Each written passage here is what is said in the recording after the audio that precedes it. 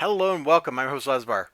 Now, the other day we did a review of Barbaric, the whatever's Harvest Blades. There it is. It was a one shot.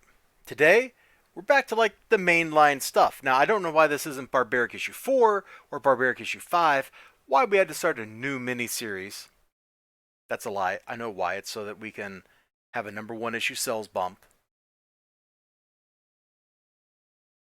Also, probably makes it a little simpler to collect into trade paperbacks when you can go, yes, this miniseries goes in here, and this miniseries goes in here. But whatever. Whatever. We open up to Vampire Slaughter, and a whole dang lot of it. Like, this is a great way to open the book up. We got blood going everywhere. We got angry faces. We got the sword, or I'm trying to say the axe just yelling, all kinds of stuff. Steal, you jerk! You jerky jerk! Why didn't you explain it? It's just classic Owen. I did tell you, but like always, you can't be bothered with the finer details. Now you're wondering, what are these finer details? Meanwhile, the axe is going over here, just carrying on about blood. Blood has gone bad. I didn't know blood could spoil, but I'm gonna be sick. No, not even close. You said this vampire lord had a bunch of giant vampires serving him. Those were your words. Now you're like, what? And I'm going to have to just kind of, you know, gently cover part of this other page here so that we don't get in trouble with YouTube. They shouldn't get like mad at me for it because it's like not in that kind of context. But YouTube being what it is, when you've got a topless giant that's a vampire, well, she's not really topless, just her top doesn't fit. YouTube gets mad. Not that he has a bunch of giants who are vampires. Giant vampires. How else can I spell that out for you? And then the sorcerer's lady's just like, will you two shut up? I'm trying to fight here. I'm trying to fight here.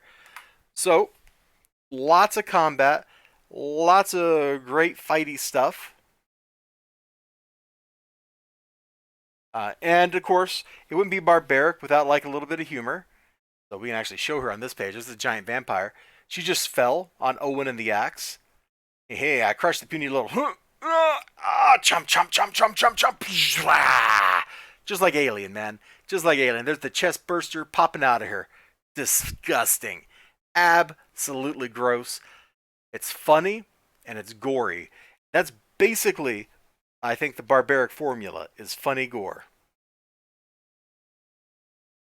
So they fight a bunch of vampires, and then it's time to go off and start the next quest. We'll just put this down here because it's safe for work, and it looks really cool. They look really cool over here as they're just like sitting in a bar talking. These dudes with the glowing eyes, these orcs or whatever they are, look really cool. And we get dumped a whole lot of backstory, a whole lot of world building happens in this book, but it is very kindly saved. So after a whole bunch of bloody, murderous action. But don't worry, that's not all the action in the book. There's more later after the staple. But we're here at the staple, so we can't go past here. We can't go past here right now. I showed you like 5 pages. Like we're done showing off new pages of the book. But it's absolutely fantastic. So we set up the next storyline. These homeboys, one of whom, is his buddy, is his brother Steele, who was expounded upon just a little bit in the adventure at the start of that one shot. He shows up again here. They have a great adventure early in the book. They go on an adventure later in the book. And the moment of inflection is right here in the middle when some dude is picking on some little dude. Yeah, see?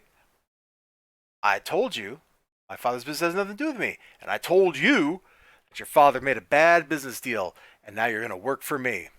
And of course, Owen, being who he is, he ain't going to be having none of that. She ain't going to be having none of that either.